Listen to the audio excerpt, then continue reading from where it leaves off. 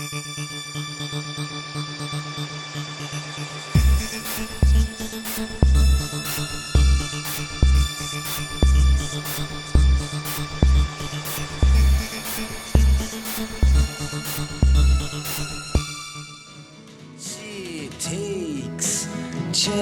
like a woman. Yes. Bom, já demos a meia hora de tolerância. Bom dia. Apesar de aparecer ali no nome do cartaz David Santos, não é que isso não seja o meu nome, mas não sou o diretor do Museu de Arte Contemporânea de Lisboa, ou Museu do Chiado. Sou mais conhecido por David Echeverri, que é o nome da minha avó, que me estava a falar com o professor Celso há pouco, e pode causar algum engano ou alguma consternação ver-se ali David Santos, mas de facto é o meu nome, por isso eu não o posso de todo negar, não é? Bom, gostaria de agradecer em primeiro lugar à professora Isabel Barahona por me ter convidado a estar aqui presente hoje, e em particular a todos vocês que esta hora vespertina da manhã fizeram questão de vir aqui assistir a esta, vamos lhe chamar mais conversa do que propriamente conferência. Eu ando um bocado saturado nos últimos tempos de conferência e assim conversa torna-se mais agradável para todos nós e damos-lhe um ar menos formal a este momento. Bom, ao contrário daquilo que seria expectável e até daquilo que estava inicialmente combinado com a professora Isabel Barahona e até inclusive daquilo que eu tinha começado a preparar, eu não vou falar hoje do meu percurso artístico, por assim dizer, que é essa um bocadinho a ideia que está por trás dos convites das pessoas que vêm cá falar à escola durante estes 25 anos de aniversário do curso de Artes Plásticas, e vou falar mais de um tema que me tem consumido durante os últimos anos e do qual acho eu que me livrei dele na semana passada, que foi arte contemporânea no tubo de ensaio. Apesar de sermos poucos e de modo a que se calhar não haja tantas interrupções, eu vou fazer a minha apresentação, ela não demora muito tempo, são 20, 30 minutos, e depois no fim, como demora pouco tempo, vamos ter tempo para fazerem as perguntas todas que quiserem, porque este tema dá-se precisamente a que haja muito debate e muitas perguntas da vossa parte. Antes de começar, e para apimentar até um bocadinho as coisas, vou-vos falar não do meu percurso artístico, mas sim do meu percurso académico. Eu entrei aqui nesta escola faz agora 16 anos, cheio de dúvidas, ou seja, mais do que certeza, cheio de dúvidas daquilo que seria o objetivo final de se tirar um curso de artes plásticas. Eu era mais velho do que os meus colegas, já trabalhava na altura, e então tinha muitas dificuldades, e até foi uma luta constante comigo próprio, de vir fazer um curso de artes plásticas com todos os problemas e todos os estereótipos ligados à área artística, ou seja, onde é que eu iria ganhar o meu dinheiro, onde é que eu iria comprar a minha casa, onde é que eu ia buscar dinheiro para essas coisas todas. No entanto, misturei-me aí na multidão da escola, não é? Fui frequentando as minhas cadeiras, fui passando de ano, umas vezes melhor, outras vezes pior, como todos os alunos, e tive contacto com umas novas tecnologias, chamemos-lhe assim, quando chego talvez ao quarto ou ao quinto ano. Começo a trabalhar com a chamada instalações multimídia, com trabalhos de videoarte, começo a dar uns toques na fotografia muito mal, nunca foi uma coisa que se me desse por aí adiante. E começa-se a despertar um bichinho, chamamos-lhe assim, que é ligar a arte à tecnologia. Graças a alguns dos professores, alguns deles ainda cá andam, e dos autores que eles me foram apresentando durante esses anos, a verdade é que todas aquelas dúvidas que eu tinha no início do meu primeiro ano, algumas delas mantinham-se. Eu não tinha chegado a grandes conclusões, especialmente daquilo que poderia ser constituído como um objeto artístico. Ou seja, o que é que seria um objeto artístico na época contemporânea? O que é que seria uma obra de arte contemporânea? E então pego em mim, novamente, vou fazer um mestrado. Na altura a ESAD não tinha mestrados, né? Os cursos, as licenciaturas eram apenas de 5 anos, e fui fazer um mestrado em cultura contemporânea e novas tecnologias. E nesse mestrado pensava eu que iria aclarar todas as minhas dúvidas sobre aquilo que seria um objeto artístico contemporâneo, sobre as interligações que esse objeto artístico poderia ter com a arte, com a ciência ou com outra coisa qualquer. E aquilo que eu almejava era poder compreender, em primeiro lugar, o que é que seria esse objeto artístico e a que níveis é que ele poderia ser utilizado na minha prática artística. Ou seja, a componente teórica que esse mestrado me daria seria para compensar, por assim dizer, alguma falta ou alguma lacuna que eu teria da minha formação inicial. Aquilo que sucedeu na realidade é que algumas das minhas dúvidas de facto foram sendo colmatadas, outras delas nem por isso. A minha compreensão sobre aquilo que seria uma obra de arte foi-se alargando, ao contrário de se ir focando num objeto mais específico. E as máquinas, a tecnologia, a ciência, os cientistas, os laboratórios, a ficção científica, começou a fazer parte do meu objeto de estudo. Não sendo isto suficiente, podem-me chamar parvo à vontade, decido desafiar um bocadinho aquilo que são as disciplinas instituídas e dirijo-me para uma faculdade de Ciências e Tecnologia, onde só existem cientistas, engenheiros e coisas assim do género, e aparece lá uma ave rara, que sou eu, um artista plástico, para fazer um doutoramento em História e Filosofia da Ciência. E aquilo que eu pretendia retirar dessa experiência era ir para o meio de estranhos e poder refletir sobre aquilo que seria criar obras de arte vivas.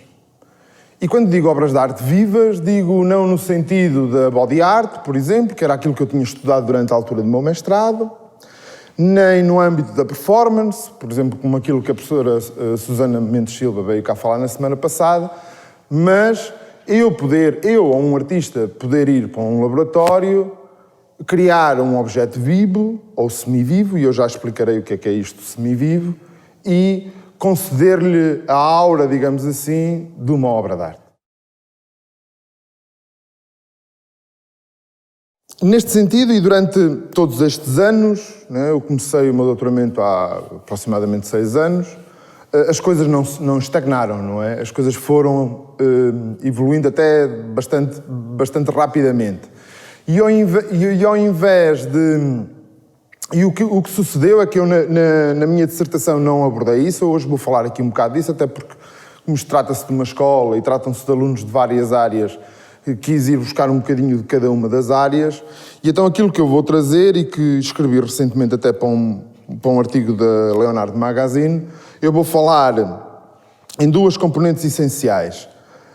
A primeira será uma breve contextualização do que é a prática artística ou a criação artística no tudo de ensaio. Este nome é muito pomposo, mas basicamente o que é isto da bioarte, né? Já vamos falar. E em segundo lugar, vou fazer uma abordagem generalizada ao biodesign nos termos que um autor chamado Ettore Sostas afirmou sobre o design no final dos anos 60. E passo a citar. Sostas disse que o design é uma forma de discutir a sociedade, a política, o erotismo, a comida e, naturalmente, o próprio design. No fundo, e refere, o design é uma forma de construir uma possível utopia figurativa ou uma metáfora sobre a vida. Bom, assim sendo, e antes do mais, podemos dizer claramente que, pelo menos para mim, tanto o design como as artes plásticas, independentemente da área onde eles se situem, têm como primeiro fundamento a vida, a condição humana. E numa altura tão particular como a de hoje, onde os avanços tecnológicos e as próprias contingências de ordem política, económica, ambiental e demográfica são tão marcantes, a presença de artistas e designers no mundo pode garantir, em primeiro lugar, e chamem-lhe utopia, que o discurso sobre a vida e a condição humana continua no centro das nossas conversas e das nossas discussões. Ou seja, não nos afastarmos de termos o homem não de uma forma antropocêntrica, mas o homem fazer parte de uma discussão onde ele entra em relação com todos os seres, sejam eles vivos ou não vivos.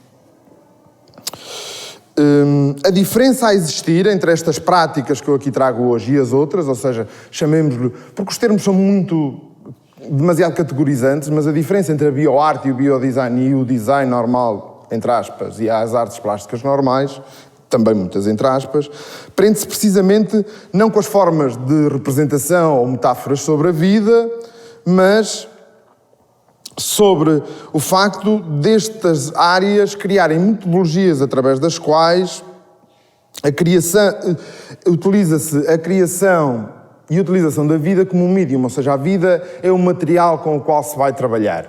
É com esse material, com organismos vivos, que se vai criar objetos artísticos, objetos de design, por muito estranho que isto possa parecer.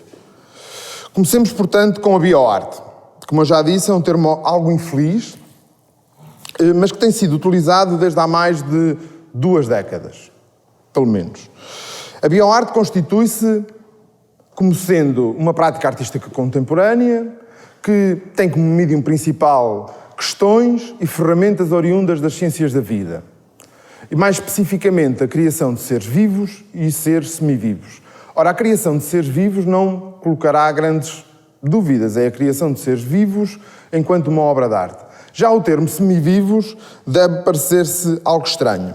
2 artistas australianos, nomeadamente Oron Katz e Yona Azur, definiram o conceito de semivivo como sendo uma nova entidade autónoma e que se situa na fronteira entre os seres vivos e os seres não vivos. Bem, parece que estou a falar do Walking Dead. Zombies. Não é? Porque eu estou-me a ouvir e estou a falar do Walking Dead. Mas a ideia é eu ir para um laboratório, criar um ser, um organismo a partir de células estaminais, por exemplo, outorgar-lhe vida a essas células, ou seja, elas vão se reproduzir, vão viver e vão continuar, mas elas não têm sistema nervoso, elas não têm relações com outros seres, logo não são considerados seres vivos na sua plenitude. E então Oron Katz e Yona Azur denominaram estes seres que são criados em laboratório, ou seja, estas obras de arte, como seres semivivos. A primeira aparição esporádica e até algo fora do seu tempo deste tipo de criação artística remonta a 1936 e a um artista plástico, a um fotógrafo mais particularmente, chamado Edward Steichen, que foi convidado pelo Museum of Modern Art de Nova Iorque, do MoMA, para efetuar uma exposição onde, ao invés de estarem presentes as suas fotografias, como seria expectável, estavam presentes o fruto de experimentação do hobby que este fotógrafo tinha, que era a criação de delfínios geneticamente alteradas. Bom, apesar de a domesticação, a reprodução de plantas ser uma prática, e de animais ser uma prática que remonta pelo menos até ao Neolítico, não é? Porque é uma coisa com a qual nós fomos vivendo normalmente, a verdade é que, enquanto tivemos que esperar até ao século XX/século XXI para que esta reprodução e manipulação passasse a ser considerada também uma obra de arte. E então Edward Steichen, este reputado fotógrafo, apresenta-nos este tipo de obras no museu. Bom, como devem imaginar, todo o cuidado, até por parte da comunicação do museu, era muito importante. Era a primeira vez que os espectadores iriam a um museu e, ao invés de encontrar fotografias ou esculturas ou pinturas espalhadas, exibidas no museu, aquilo que iam encontrar eram flores. E então o próprio museu antecipa-se a esta consternação do público e no press release que efetua, e isto é retirado daí, diz que, embora o Sr. Steichen seja amplamente conhecido pelo seu trabalho fotográfico, esta é a primeira vez que as suas delfínios são sujeitas à exibição pública. São variedades originais mostradas são variedades originais da mesma forma que as suas fotografias. Para evitar confusão, convém notar que serão mostradas delfínios reais no museu e não pinturas ou fotografias delas. Será uma aparição pessoal das flores. Steichen acreditava que ele criava algum tipo de poesia com as suas criações artísticas, ou seja, com as suas criações de plantas.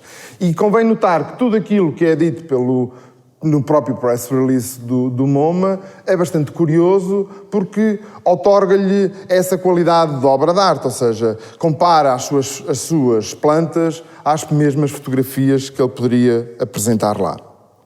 E sim, este seria um ato isolado do modernismo, não voltaria a acontecer nada semelhante do género, e estamos a falar apenas no Ocidente, porque no Oriente o arranjo de flores já é considerado uma arte há séculos, e teríamos que esperar até final dos anos 80 para que algo semelhante ou parecido com isto voltasse a suceder.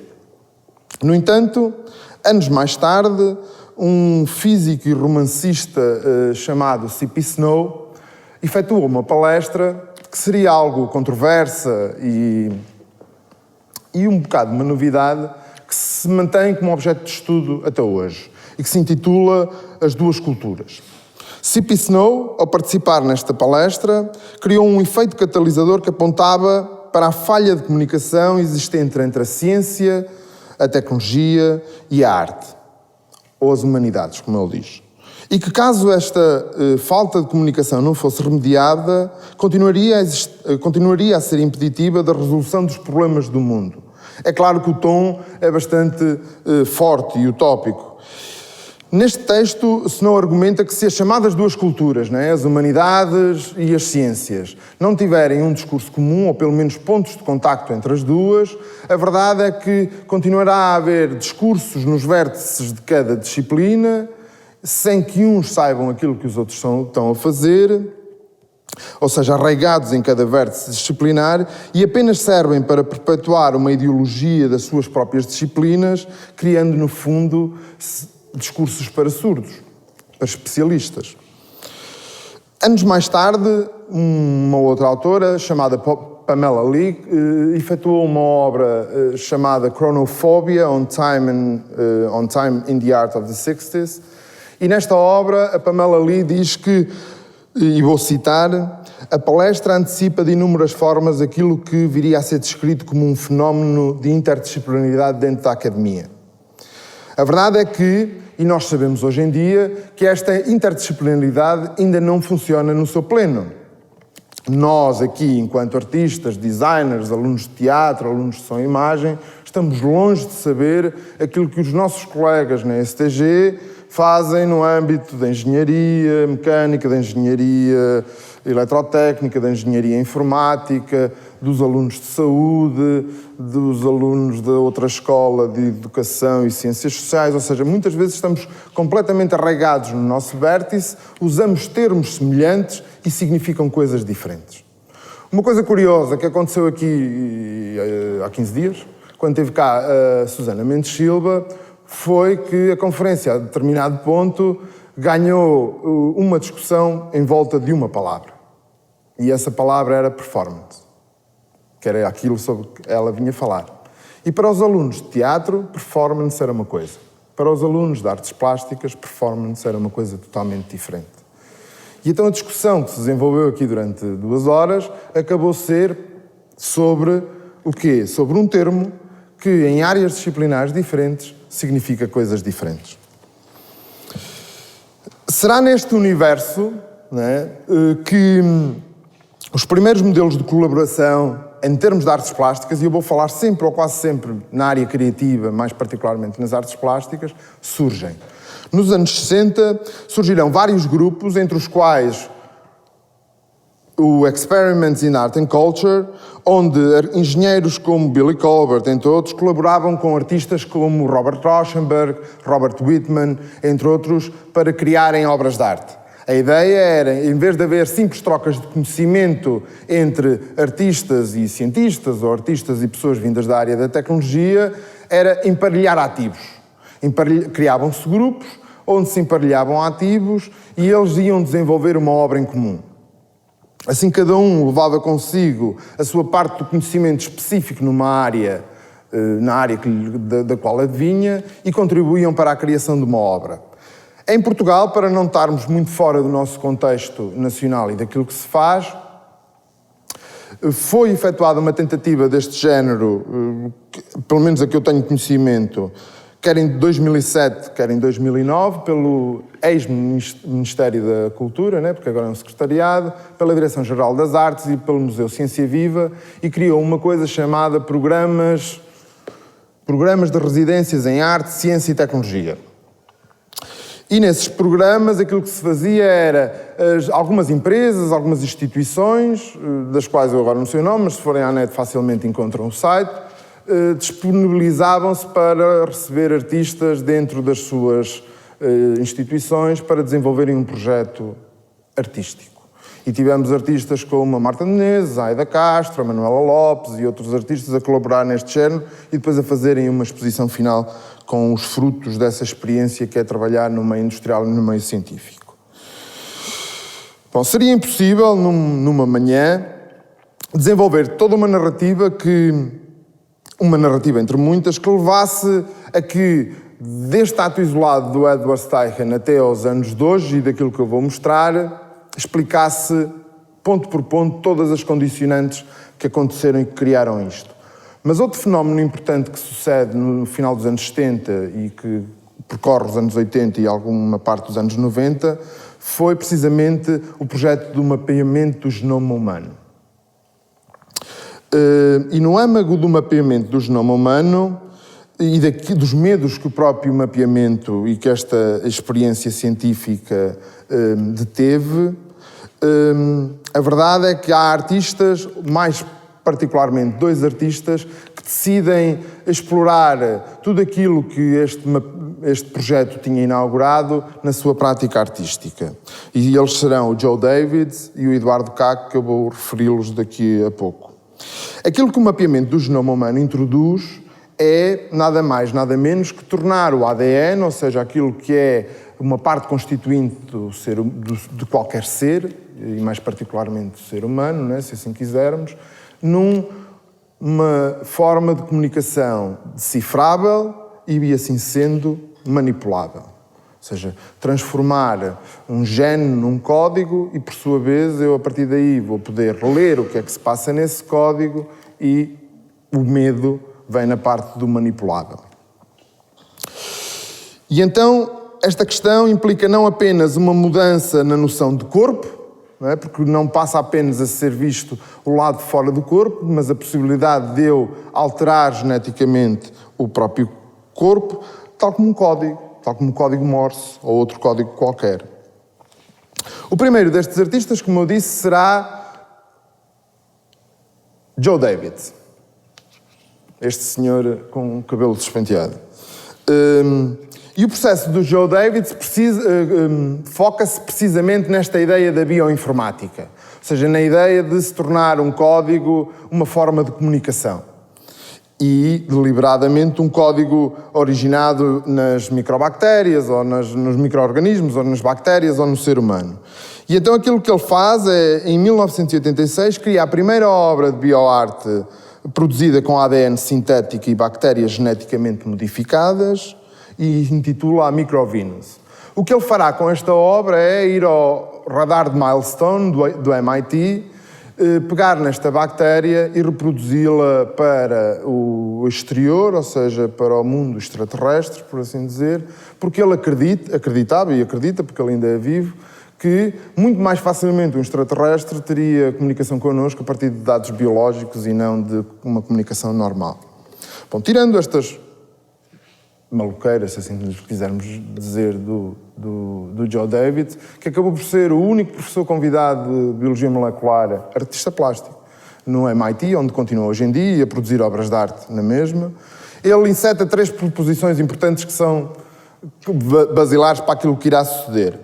A primeira é que ele enceta um caminho em que há a possibilidade de adotar técnicas vindas de outra área, nomeadamente da bioinformática, da biologia molecular, da engenharia genética, para criar obras de arte.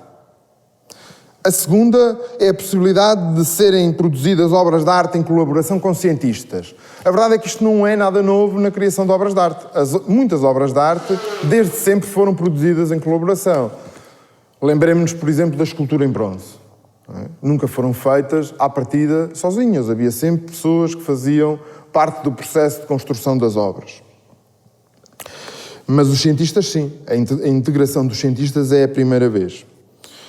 A terceira possibilidade é a possibilidade de potenciar a vertente poética e afetiva patente na biologia, e isto faz-se de inúmeras formas, nas próprias células e estabelecer um determinado grau de comunicação através destas matérias com entidades desconhecidas. Esse, pelo menos, era o objetivo do Joe Davids. O segundo dos artistas bastante mediático que eu trago aqui é o Sr. Eduardo Kac. O Sr. Eduardo Kac é um dos responsáveis do crescimento exponencial desta prática, precisamente por ser mediático. E mais do que a sua obra ser mais ou menos interessante. O fator mediático de Kac está presente desde sempre. E particularmente desde a primeira obra que o torna mais conhecido. E a primeira obra que ele produz e que tem um boom em termos exponenciais intitula-se Time Capsule. E aquilo que ele faz é colocar uma série de informação dentro de um microchip, que ele diz que funciona como uma time capsule, aquilo que se vê muito nos filmes, que as pessoas metem coisas, fotografias antigas, umas recordações e depois enterram e depois vão desenterrar passado uns anos. Portanto, ele fez a mesma coisa, só que dentro de um microchip e implantou-o dentro do seu corpo.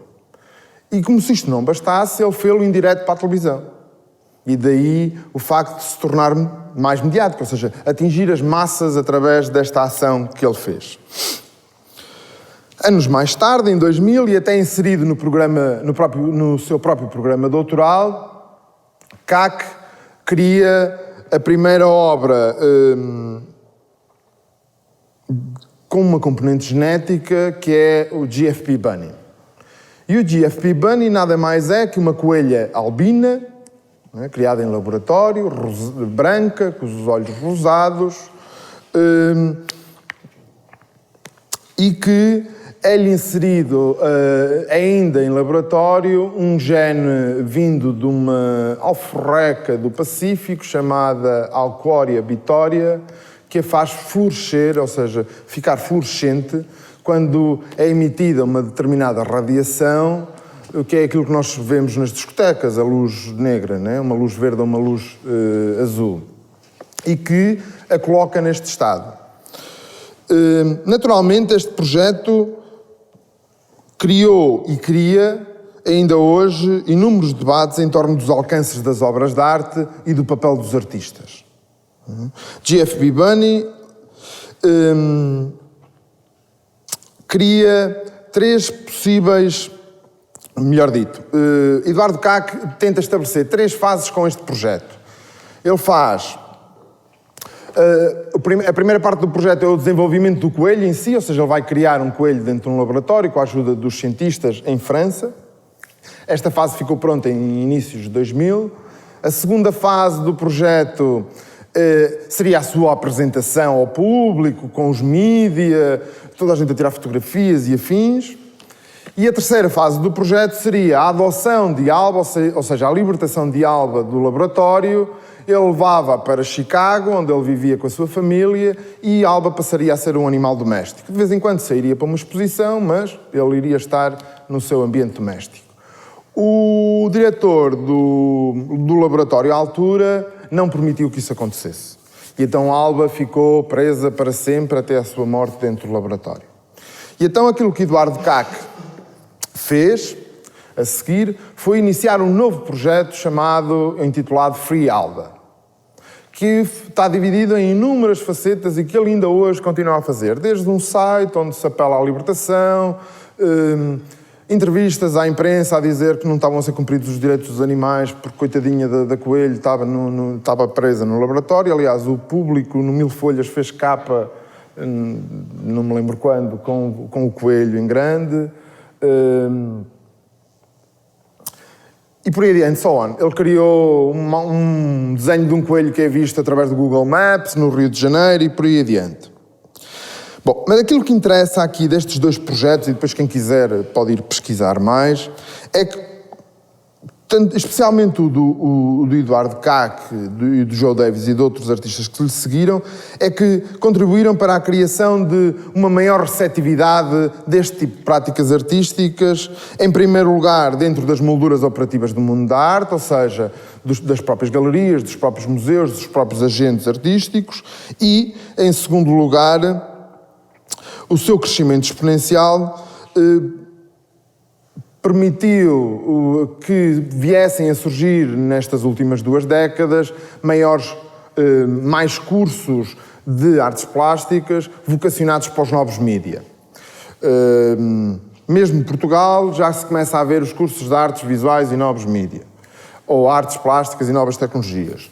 O MIT dá cursos de artes visuais, em Marselha foi criado um curso juntamente com o MIT para artistas e que fazem parte artistas e cientistas. Em Austrália existe um laboratório apenas para artistas. Em Dublin foi criada uma Science Gallery, onde artistas expõem obras criadas dentro do laboratório e por aí adiante. E antes de falarmos até do biodesign, surgem-nos, pelo menos deveriam-nos surgir 2 perguntas. Em primeiro lugar o que é que leva um artista plástico a aceder a um campo, não é? Neste caso a ciência, que não é de todo o dele. Não é de todo. E em segundo lugar, como é que a própria comunidade científica, né, que estão preocupados em resolver os problemas do mundo, né, os cientistas têm sempre esta coisa fantástica que é vão descobrir a cura para a SIDA, a cura para o cancro, né? São sempre coisas importantíssimas. E como é que eles estão tão embrenhados neste tipo de práticas se abrem, né, para receber os artistas dentro do seu laboratório a fazerem umas maluqueiras? Bom, aquilo que eu posso oferecer, muito humildemente, é que as respostas a estas questões, em primeiro lugar, não são estanques. Em segundo lugar, que é impossível encontrar uma motivação única em todo o universo de artistas, e hoje em dia são bastantes, que possa dizer que existe uma razão especial para os artistas irem para os laboratórios fazerem esta coisa. Mas haverá, por exemplo, aqueles que o fazem pelo facto de ser mais mediático, e normalmente abundantemente financiada. Não esquecemos que todos os projetos, ou a maior parte dos projetos do âmbito da arte e da ciência, são mais financiados do que da arte em particular, que não é de todo financiada. Mas as razões principais da maioria dos artistas com os quais tive a oportunidade de privar e conversar durante todos estes anos prende-se com outro tipo de motivação, que é a própria narrativa histórica diz-nos que os artistas sempre se sentiram entusiasmados, atraídos por novas estratégias estéticas e materiais. Sempre que surgia um material novo, os artistas sempre foram os primeiros, ou dos primeiros a querer manipulá-lo. E, portanto, não pode ser surpreendente que a bioinformática e a biotecnologia estejam fora desse âmbito de um material que possa ser manipulado também pelos artistas. E então, aquilo que constatamos foi que o discurso que molda os debates sobre a vida e a tecnologia, através da arte, não é? São sempre uma tentativa de refletir as mediações tecnológicas, não é? Por um lado, e é encarado como uma tentativa de pensar a condição humana na era da tecnociência. Bom, em segundo lugar, aquilo que os artistas têm feito neste âmbito tem sido a de colocar novas questões sobre assuntos que normalmente eram apenas trabalhados por alguns, em situações muito específicas e longe do olhar não especialista. Ora, aquilo que artistas como Eduardo Caque, o Grupo Simbiótica, os Critical Art Ensemble, a Beatriz da Costa, a Marta Menezes e outros artistas neste âmbito têm trazido é trazer uma discussão mais descomplexada dentro de um museu, de uma galeria ou de um festival de arte, questões que provavelmente só seriam colocadas por cientistas, que não chegariam ao público, que é... Eu posso dar um exemplo de uma outra obra. Quando os Simbiótica criaram... era que eu me lembrasse do nome da peça. Qualquer coisa mito. Quando criaram uns pequenos micro-organismos dentro do laboratório, ou seja, eles pegaram em células estaminais de rãs, criaram coxas de rãs dentro da Science Gallery, elas estiveram a crescer durante o período da exposição, que era de 2 meses, e ao fim desses 2 meses, aquilo que fizeram foi convidar todos os espectadores da audiência a almoçarem com eles, precisamente as pernas de rã que tinham sido criadas em frente a todas as pessoas durante a exposição. Então, aquilo que eles nos estão a fazer é, entre outras coisas, ou pelo menos podemos tirar essa conclusão, que é estabelecer um discurso onde não há necessidade de matarmos animais para nos alimentarmos, ou seja, já existem formas alternativas de o fazermos através de métodos científicos. E mesmo que isso não suceda, ou seja, impossível de se fazer, como alguns casos de biodesign que eu vou trazer aqui, serve para criar a discussão, serve para despertar essa consciencialização pública e social de que a ciência, de facto, e os artistas podem contribuir para um mundo socialmente melhor. Isto soa sempre muito retórico e muito utópico, mas é um facto. Viremos agora, portanto, para o biodesign. E, se quiserem, podem tentar encontrar semelhanças ou diferenças entre a bioarte e o biodesign. Não sei se isso é importante, mas podem tentar encontrar. Novamente, a designação dada é infeliz. E as designações são infelizes porquê? Porque criam normalmente guetos. Nós vivemos numa área, especialmente quando falamos da área académica e da área pedagógica, em que tentamos categorizar tudo para ser mais fácil de podermos encontrar e encaixar dentro do nosso cérebro as várias práticas. A verdade é que aquilo que acontece com o biodesign, porque depois há o biodesign, há o green design, há o design do produto, há o design do ambiente. Bom, enfim. E aquilo que eu vou trazer, aquilo que tem vindo a suceder com alguns gabinetes de arquitetura, alguns gabinetes de designers, alguns projetos experimentais dentro das universidades com designers e outras áreas, emerge de uma aproximação radical ao design a partir de fundamentos biológicos, ou seja, a partir do ambiente científico, incorporando material vivo em estruturas, objetos e ferramentas. Na ampla maioria, os projetos que aqui trago, e eu não sou propriamente um especialista na área do design, longe de mim, podem servir de exemplo e refletem uma mudança generalizada, especialmente nas prioridades sociais, em direção a soluções mais sustentáveis em termos da criação e desenvolvimento do produto. Este objetivo, mais ou menos unificador, é subsidiado por uma aproximação recente do tecido científico ao tecido artístico e que oferece novas oportunidades ao design naturalmente à arquitetura. William Myers diz que o design vai além de outras aproximações do setor criativo inspirado na biologia.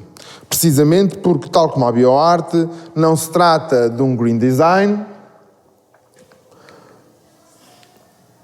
mas da incorporação de organismos vivos nas suas componentes principais. Aquilo que o biodesign vem trazer não é um mimetismo da natureza, ou seja, não se trata de imitar a natureza, mas de dissolver as fronteiras entre aquilo que é construído e aquilo que é natural, sintetizando novas tipologias híbridas dentro da própria criação. Por exemplo, a imagem anterior, se isto andar, é uma lâmpada que funciona com sangue.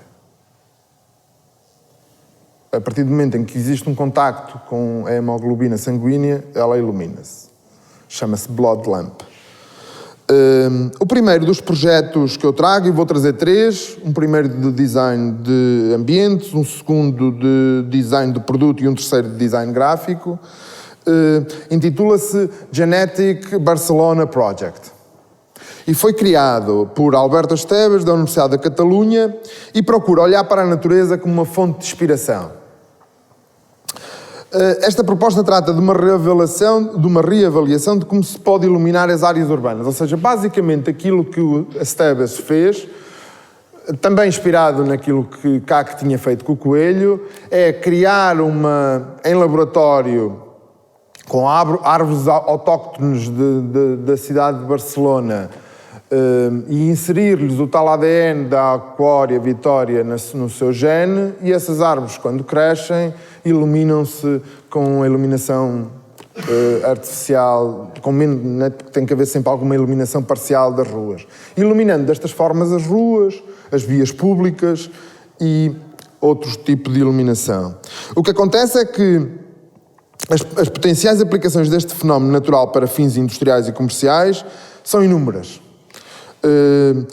Este tipo de luminescência necessita de muito menos luz do que a necessária para os produtos atuais baseados em químicos e, naturalmente, se estivermos a falar desses produtos, de toda a poluição associada a esse tipo de indústrias. O segundo projeto, também relacionado com a iluminação, engraçado, chama-se Moss Table. É uma mesa autossuficiente, criada por Carlos Peralta, Alex Driver e Paulo Bombelli, um engenheiro, um biólogo e um designer, que parte do princípio de que acharem que o musgo, tirando a época natalícia, basicamente, é uma coisa que só chateia, não é? Nos relva, estraga a relva, é uma chatice. Mas o musgo tem uma capacidade muito interessante, que é, ele quando liberta enzimas para o solo, uma dessas enzimas é facilmente transformada em eletrões. E com uma pequena adaptação de placas de carbono nessas aplicações, aquilo que sucede é que o musgo passa a criar energia elétrica. Eles chamam-lhe voltaics. Exatamente, biofotovoltaics. Ou seja, e dá para iluminar pequenos eletrodomésticos, como um relógio de mesa, luzes, e isto não é um projeto experimental, é mesmo um projeto acabado e que está disponível ao público. Tem um vidro assim? Tem vidro por cima, sim. É para ficar mais bonito. Como eu disse, durante a fotossíntese, o musgo cria uma componente de químicos, né, que vão criar eletrões e por aí adiante vão criar eletricidade. O último projeto, no âmbito do design gráfico, e para mim até o mais engraçado, chama-se Symbiosis.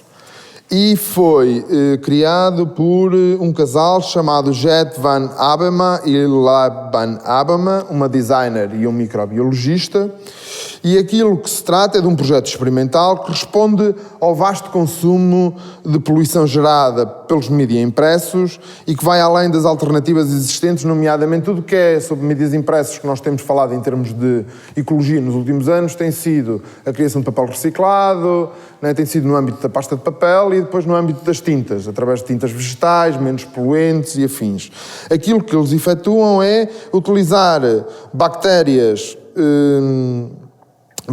vivas, colocadas dentro de Petri dish, que são aqueles pratozinhos que se vêem nos laboratórios, e essas pequenas bactérias vão criar, têm o formato da letra.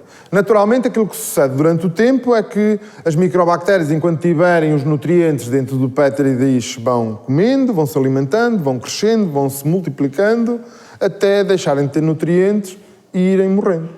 Então tem um ciclo de vida, a letra tem um ciclo de vida desde que nasce até que morre e desaparece do cartaz. Uma dos casos da sua morte e desaparecimento será a temperatura, no caso do outdoor, um prato Petri de grandes proporções e responsável pelo seu desaparecimento global. Neste sentido, tratando-se de bactérias e micro-organismos, estaremos a falar das primeiras types vivas que se alteram constantemente reagindo ao meio ambiente. Este é um bocadinho o aspecto delas. Bom, os exemplos que trouxe e que se podem denominar pomposamente, porque é um nome bonito, de arte contemporânea dentro do tubo de ensaio, a bioarte e o biodesign, ou seja, as estruturas, os protótipos, os experimentos, os conceitos, incluindo as propostas que empregam novas tecnologias das ciências da vida, colocam inúmeras questões que cabe, em primeiro lugar, às novas gerações responder. E dessas questões destacam-se algumas. Quais as implicações destes projetos, muitos deles especulativos? Será a soma da experiência e a colaboração entre a criação artística e a ciência contribui de facto para a mudança de um paradigma ou será apenas uma moda? A resposta a estas questões serão dadas com o tempo, o espaço, a colaboração interdisciplinar e obrigadas pelo sentido de urgência da necessidade de desenvolver e implementar tecnologias mais limpas e a ascensão de um outro fenómeno que eu não falei aqui e também não vou falar, que é o Biotechnology Do-It-Yourself. Hoje em dia existem sites na internet, existem grupos de pessoas que vão dando fórmulas na internet, acho que o site é bio.org, onde as pessoas podem fazer experiências com biotecnologia nas suas próprias casas. A convergência destes campos de atuação, bem como a distinção entre expert e amador, dado que hoje em dia, para sabermos fazer qualquer coisa, eu próprio, quando tenho dúvidas no que quer que seja, vou ao YouTube, existe sempre um tutorial para saber fazer qualquer coisa. E isto cria um problema, parece ser ultimamente uma necessidade para suportar o esforço atual para aliviar os impactos negativos da Revolução Industrial. Por último, obriga-nos também a reconhecer a importância dos princípios do design, nomeadamente da ideia de crescimento e sustentabilidade.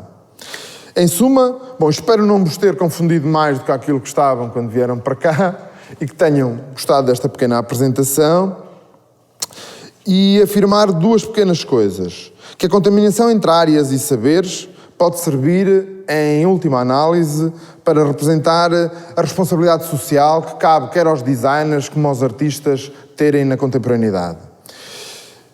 E depois ir buscar uma frase bastante antiga de Paul Klee, antes de sequer se imaginar que os artistas alguma vez iam trabalhar com bactérias, genes ou coisas do género, que é a arte sempre teve a função de tornar visível o invisível.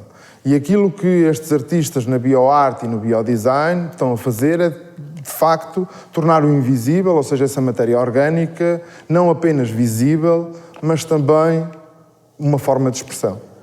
Muito obrigado. Venham as perguntas.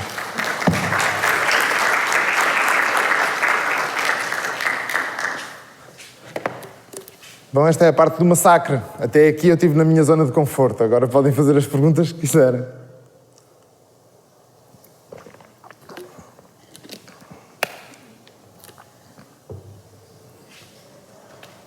Não há perguntas. Vamos tomar café num instante. Sim, sabe. É evidente que a conferência tem, digamos que, muitas como é que se diz, meadas possíveis, não é? A mim, talvez me interesse mais a questão de, para usar um fraseado, que tem a ver com este ambiente mental. A mim interessa-me a questão do ponto de vista da carta genética da arte, não é? Nós sabemos que a tecnologia e a ciência, que as suas evoluções foram tendo sucessivos impactos decisivos e radicais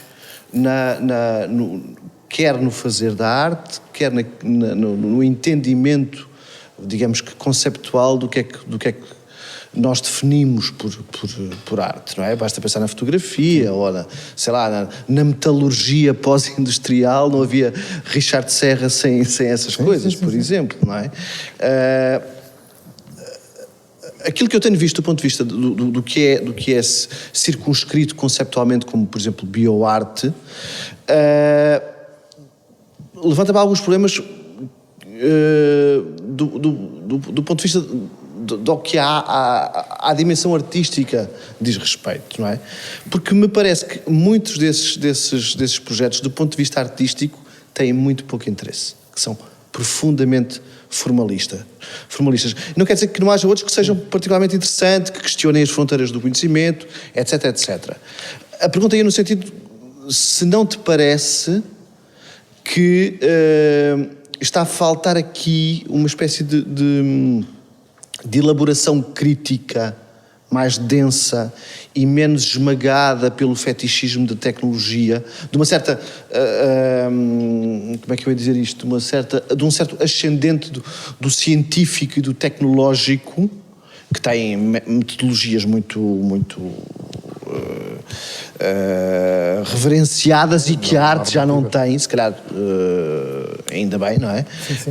Mas que numa discussão destas e num encontro de uma disciplina como a arte com uma disciplina do conhecimento como a biologia, tende a criar um ascendente da biologia sobre a arte, não te parece que este tipo de produção e este tipo de especulação está a precisar de uma outra coesão crítica, no fundo é essa. É claro que há artistas e artistas, não é? E mais do que artistas, há obras de arte e obras de arte. Ou seja, há aquelas que são, de facto, mais esteticamente mais interessantes e aquelas que são menos esteticamente interessantes. Aquilo que eu posso dizer em relação a isso é que, portanto, eu posso dar o exemplo quanto a mim, são algumas obras que são esteticamente mais interessantes. A Marta Menezes. Marta Menezes tem uma obra não muito conhecida, tenho ideia que se intitula Deacon, que é precisamente, ela criou 2 quadros, 2 reproduções de Mondrian. Um deles todos feitos com umas placas, como se fossem umas placas Petri, com ágar lá dentro, e no outro tem uma bactéria que é utilizada até para comer o petróleo, que se deita no mar para comer o petróleo quando há derrames. E aquilo que sucede, aquilo é uma experiência científica banal. Aquilo que sucede durante o tempo da exposição é que o Mondrian vai desaparecendo por completo porque a bactéria vai comendo o ágar que está lá dentro, então as cores do Mondrian vão desaparecendo na totalidade. E esteticamente é muito agradável e conceptualmente leva-nos a outros lados, ou seja, é uma obra pertinente do âmbito da arte, digamos assim. Mas isto nem todos os artistas conseguem. Eu só posso oferecer algumas vagas razões porque é que isso pode suceder. A minha ideia, está-me a faltar o termo, a minha ideia é que existe um deslumbramento por parte dos artistas quando vão para dentro do laboratório. E aquilo é como um miúdo dentro de uma loja de brinquedos. E muitas vezes esse deslumbramento acaba por esquecerem-se aquilo que é a criação artística. Isto acontece muito. E então apresentam-nos máquinas tecnológicas sem qualquer interesse, muitas vezes, no mundo estético. Isso acontece muito, é o deslumbramento. Outra coisa que acontece com outro tipo de artistas, com o simbiótico acontece muito isto, é que estão de tal forma ligados a uma vertente social, ou seja, de compromisso social da arte, acreditam de tal forma que a arte ligada à tecnologia e à ciência pode contribuir para um social awareness da sociedade, que estão tão focados no social awareness que esquecem-se da dimensão estética. Aí nós temos, desde sempre, artistas que trabalham nesta ideia da arte engajada, né, socialmente, que nunca perderam de vista o ponto de vista estético, que têm obras de arte que, independentemente de serem socialmente importantes e terem um discurso político, por assim dizer, nunca perderam de vista o ponto de vista estético. Mas sim, isso acontece muito. Talvez porque é uma prática muito nova, né? Ou seja, ainda passou agora a adolescência, né? Está naquela fase dos 20 anos, quer é sair à noite e beber copos. Por isso, talvez quando tu chega aos 30, aos 40 anos, haja mais maturidade. Penso eu. É a única, assim, resposta não estanque que eu possa oferecer. Mas sim, vê-se muita coisa muito pouco interessante. E coisas muito interessantes. E depois desfazem, vê-se o 8 e o 80 neste momento. Eu, quando estive em Dublin, na Science Gallery, via-se coisas que os próprios cientistas diziam: mas eu vejo isto todos os dias. É uma experiência banal, que depois é trazida para o mundo da galeria e que ganha uma aura de obra de arte, por assim dizer, e até pode ser engraçado. Mas não passa disso, do engraçado. Pode ser uma experiência que seja não particularmente elaborada do ponto de vista científico, mas tem interesse do ponto de vista artístico. Exatamente. Não é?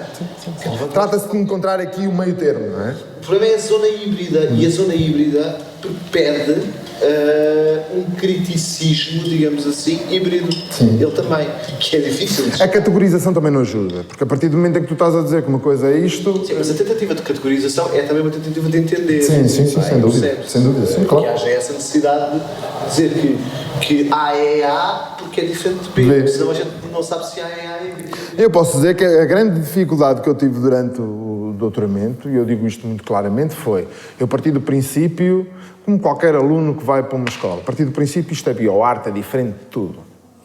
E depois comecei a analisar a bioarte durante os anos todos e começas a ver, não, mas isto é igual a outra coisa, é igual a tudo, é igual a tudo. A única diferença é que eles trabalham com materiais que não estão acessíveis aos outros artistas.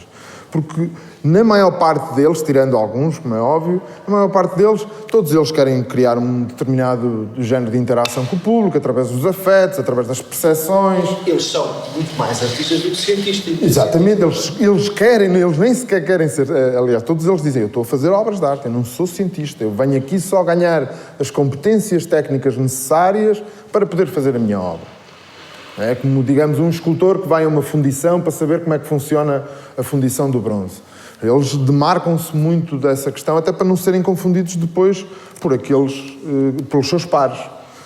E essa foi uma das maiores dificuldades, é que não é assim tão diferente quanto isso. E a categorização às vezes é um impeditivo, não é? Porque nós queremos compreender e categorizamos, mas é um impeditivo. Mais perguntas? Professor, eu queria só perguntar, quando a pessoa está a falar de eles não trazerem, na verdade, nada de novo e não sei o quê, eu não conheço assim tão bem... Não generalizo isso. Sim, não, eu sei. Mas eu não tinha assim muita imagem de obras deste género, por isso não sei se a pessoa está a falar de telas que são pintadas com bactérias ou se estamos a falar do coelho, quando falamos em aquilo, na verdade, é igual a tudo o que já houve. Eu não sei se quer dizer, eu não sou Esteticamente, do que é que estamos a falar? O problema é esse. Uma coisa pode ser extremamente sofisticada do ponto de vista científico e ser de uma banalidade enorme do ponto de vista artístico. Não é? Sei lá, borboletas com luz de bolas de árvore de Natal pode ser uma coisa encantadora do ponto de vista do espalhafato visual, mas isso tem alguma... O que é que isso acrescenta à arte, não é?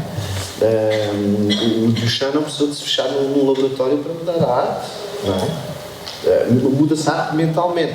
Agora, digamos que a relação e a contaminação entre um campo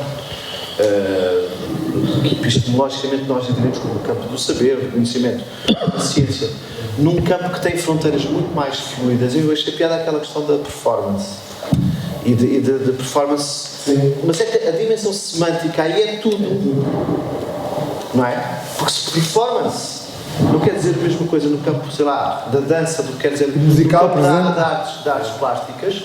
Estamos aqui a elaborar um enorme equívoco. Não é? Porque nós estamos sequer a falar da mesma coisa, não é? Eu acho que valoriza-se muito este tipo de encontros, porque nós vivemos num tempo também de grande interdisciplinaridade, não é? Já é muito difícil às vezes, o tipo está a fazer história ou está a fazer sociologia ou não sei o quê, e aí se junta-se, em Portugal isso é extremamente encantatório porque nós temos uma cultura científica muito baixinha, muito fraca, não é? E é como olharmos para uma espécie de continente por desbravar, não é? Tem esse lado interessante.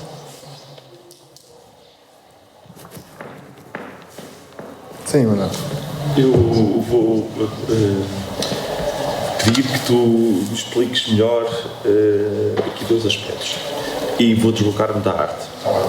Que é, um deles é sobre a vida. Quando dizes que a arte sempre falou sobre a vida. Quando nós pensamos, e todos nós sabemos que a arte é uma circunstância histórica, ou seja, se nós pensamos na arte, principalmente na pintura de um período medieval ou renascentista, é diferente. Nós pensamos numa pintura modernista ou numa pintura do século, nos finais do século XX. Isso quer dizer que há aqui, quando nós falamos em vida, podemos pensar-se que qual é que é o sentido da vida, ou qual é que é essa coisa, organismo animado que permite que a vida existe. E quando tu dizes que a arte sempre lidou com a vida, minha pergunta é, a bioarte está a pensar sobre quê? Sobre um sentido para as coisas existirem? São só zenos que tratam-se de reproduzir para o mundo, para a vida não acabar? Ou se é um sentido que o homem, de um ponto de vista, não gosto nada da palavra, mas agora tem que utilizar, que é espiritual, busca mais além do que essa condição de que possa viver. É porque os exemplos que tu falas aqui, ou apresentas, parece-me mais que eles estão próximos de manipular esse organismo que tem uma vitalidade própria. Isso era muito complicado. É uma pergunta. Outro aspecto que gostava que tu me comentasse, se achasses que era pertinente, sim, era este. Que é, do ponto de vista, quando nós estamos a falar de bioarte, E quando estamos a falar ao nível da manipulação genética, mais do que nunca faz sentido falar também, convocar aquilo que os cientistas, alguns tendem a utilizar, outros não tendem a utilizar, que é a dimensão da bioética. Sim. Da bioética. Ok.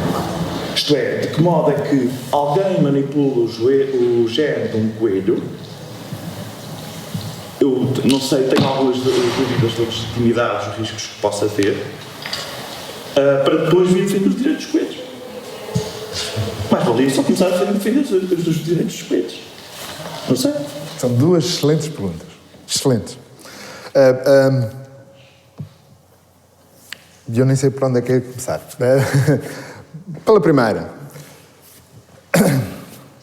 tal como acontece na questão colocada pelo Celso, há de tudo.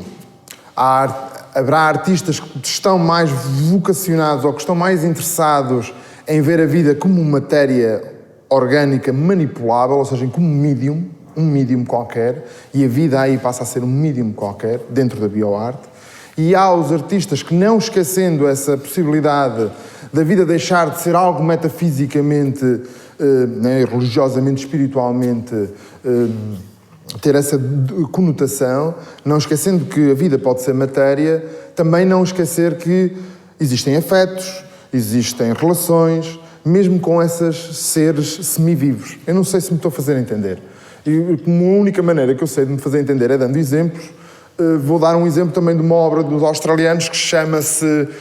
tem um nome esquisito que é... vou dar o nome pelas quais elas ficaram conhecidas, que o outro não me lembro. É Worry Dolls. O coletivo Simbiótica criou uma obra em 2001, 2002, até inspirada numas pequenas bonecas da Venezuela, que são umas bonequinhas que se usam nas pulseiras e que se colocam debaixo da cama, e cuja missão, entre aspas, original dessas bonecas eram as crianças que colocavam essas bonecas consoante a cor debaixo da almofada e confessavam-lhe as suas preocupações. E o que acontecia, funcionavam tipo espanta-espíritos. Então o que acontecia é que no dia seguinte a criança iria acordar sem tais preocupações. Então Simbiótica inspiraram-se nestas bonecas e criaram umas Worry Dolls semivivas em laboratório. E elas, durante o período, eles trabalham sempre mais ou menos da mesma forma. Durante o período da exposição, as Worry Dolls estiveram a crescer normalmente, porque eram células, estavam dentro de um scaffold, iam crescendo, ou seja, tinham essa componente de vida enquanto apenas única e exclusivamente matéria.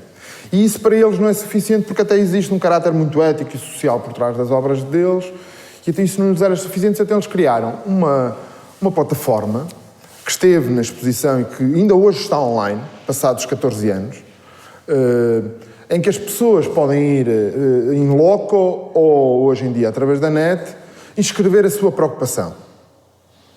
A mim preocupa-me o facto do dinheiro não me chegar até ao fim do mês. Imaginem. Ainda está online.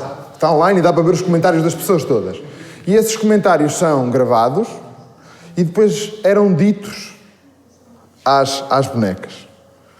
Ou seja, existe uma conotação de afetiva, de não ver apenas esse bocado de tecido, que não acaba por ser mais do que isso, né? Um bocado de tecido orgânico, com uma conotação mais metafísica, ou seja, um sentido de vida mais alargado, mais espiritual, se assim quisermos. Por isso haverá artistas nas duas vertentes, como há em todo lado. E esse é o problema de categorizar as coisas de uma forma muito estanque. A segunda questão... A dimensão ética está muito acautelada nestes projetos, até certo ponto. Ela está acautelada desde que os projetos sejam feitos dentro de instituições próprias. Por exemplo, a Alba foi criada num laboratório agarrado a uma universidade em França. Estas Worry Dolls são criadas no laboratório de Simbiótica, que estão agarrados à Universidade de Perth. A Science Gallery, todas as obras que são feitas estão... porque a Science Gallery pertence à Universidade de Dublin. E, por sua vez, todos os projetos desenvolvidos neste âmbito estão na tutela, por assim dizer, ética da Universidade, que tem um comitê de ética e todos os projetos são aprovados a anteriori de serem produzidos. E esta é a dificuldade na criação artística, não é? Que eu tenho que ter um projeto para desenvolver e tem que ser apresentado e as suas preocupações e implicações éticas têm que ser anteriormente estabelecidas, o que nem sempre é fácil. A questão aí não há problema nenhum. Até aqui não há problema nenhum, porque essa dimensão ética, científica, de haver algum problema ou alguma implicação, está calculada por um comitê de experts. A questão começa quando isto é feito na minha garagem. Quando o movimento do it yourself, né? O biotechnology do it yourself, alcança um número tão grande, tão vasto de pessoas, em que eu posso ir à internet agora e comprar uma sequência genética de uma pessoa que morreu há 40 anos. Eu posso fazer isso neste momento. E eles mandam-me para a minha casa. E eu vou para a minha garagem e vou fazer qualquer... Não vou fazer grande coisa, que eu não percebo grande disso, mas vou fazer uma coisa qualquer. E aí a questão começa a ficar mais complexa, porque não existe um organismo que tutele ou que controle, né, na medida do possível. Que isto de controlar a arte é muito chato. Coisas que nós vemos por bom senso aplicadas à ciência, não é? Com uma dimensão ética. E que mesmo assim, claro que é assim, claro, o Dr. Frankenstein de garagem, ninguém está livre dele, não é? Por muitas comissões de ética que há. Aliás, eu tenho há uma história muito particular desta coisa da bioarte, que é a seguir ao 11 de setembro, o Stephen Kurtz, que é um dos membros do Critical Art Ensemble, que é professor numa universidade e bioartista, tinha uma série de coisas em casa, onde ele trabalhava. Não é em casa, no seu ateliê. Tinha uma série de coisas no seu ateliê. E a mulher teve um ataque cardíaco uma determinada noite, ele telefonou para a ambulância, para o médico, ela faleceu e chegou lá a ambulância viu lá muitas coisas esquisitas e telefonaram para o FBI e o Stephen Kurtz esteve preso durante 3 meses por potencial bioterrorista.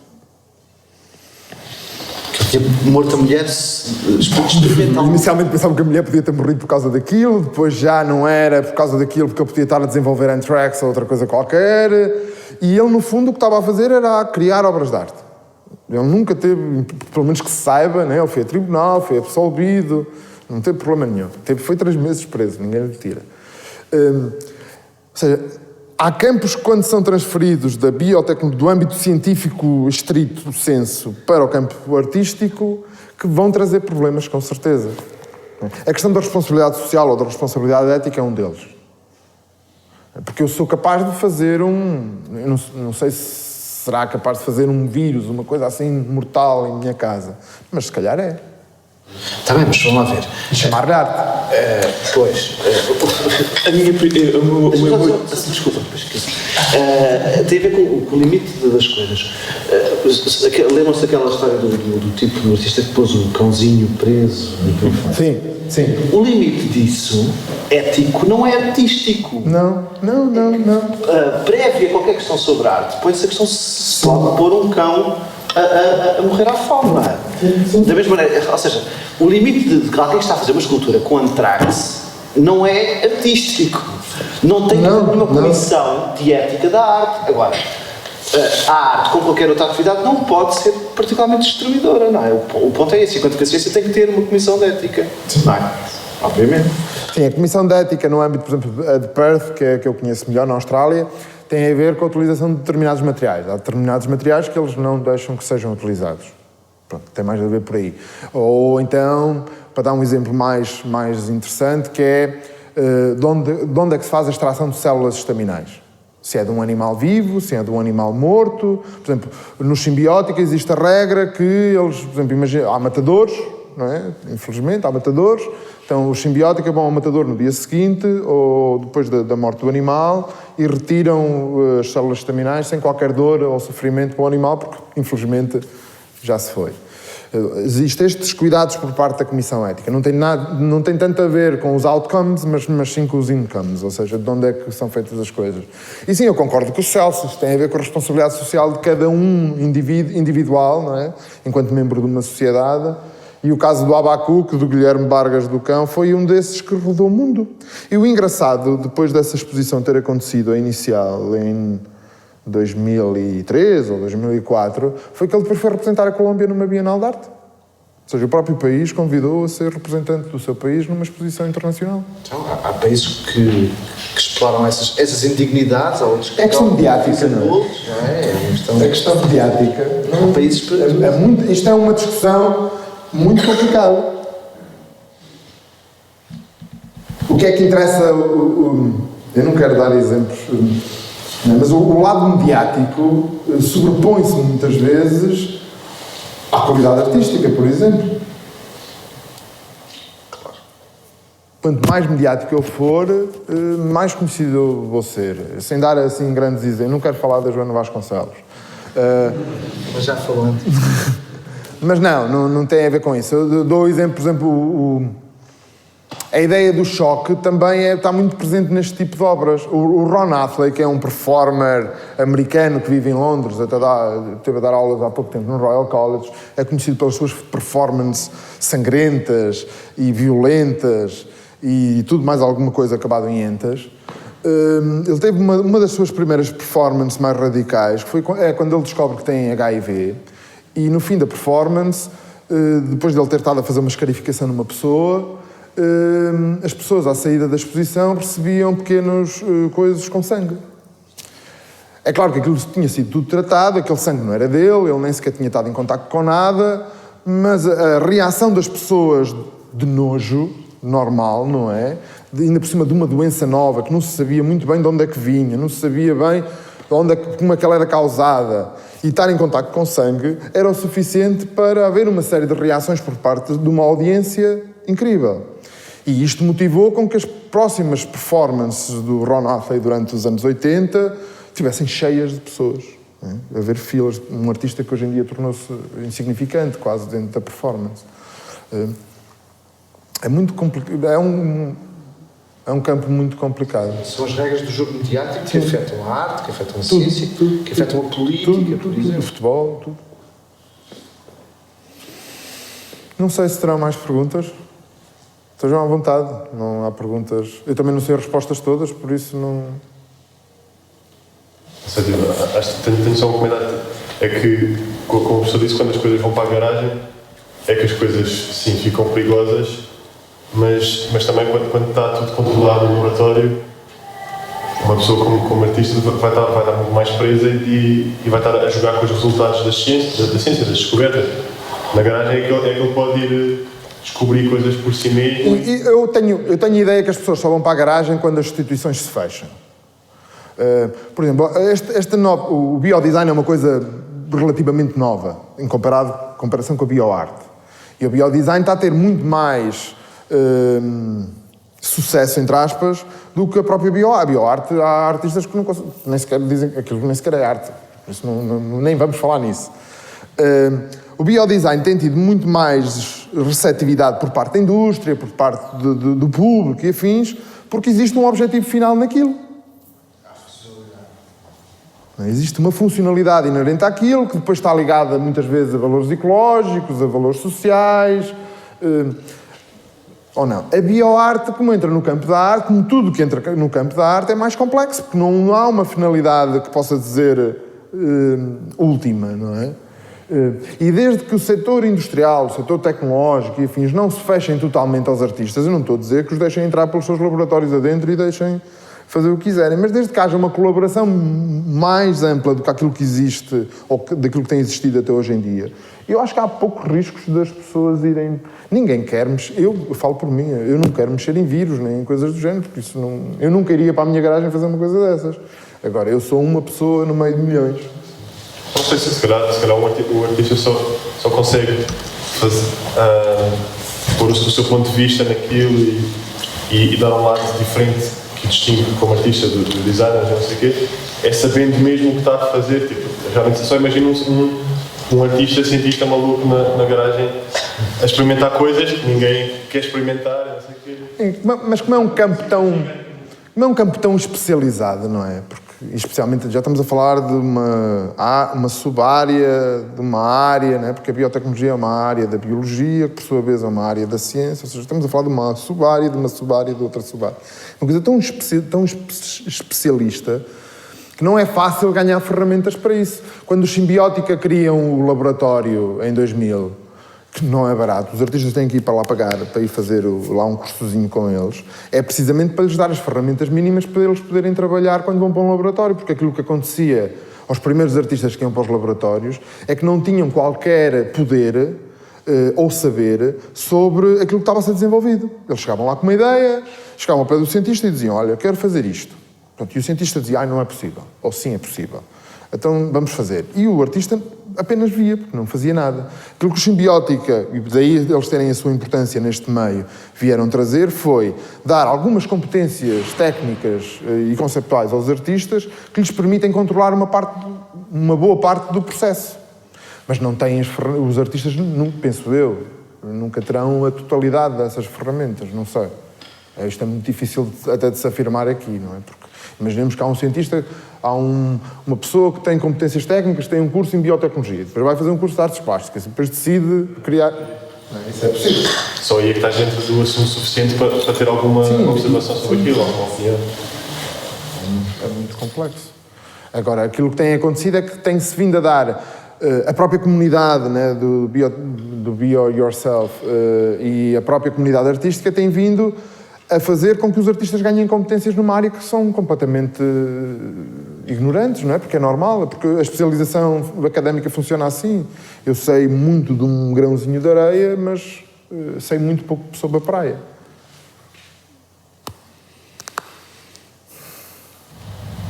Aqui é um bocado ao contrário, ou seja, o artista supostamente deve saber sobre a praia, deve ter uma ideia do que é a praia, mas quem sabe como é que o grão de areia reage é o cientista. Exatamente. Não é? Essa foi sempre a lógica da arte.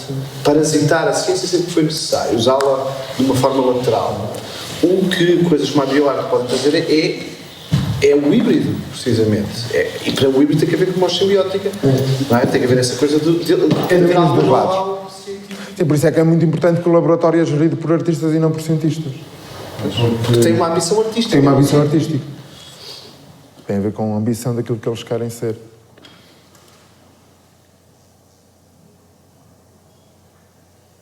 Não há perguntas?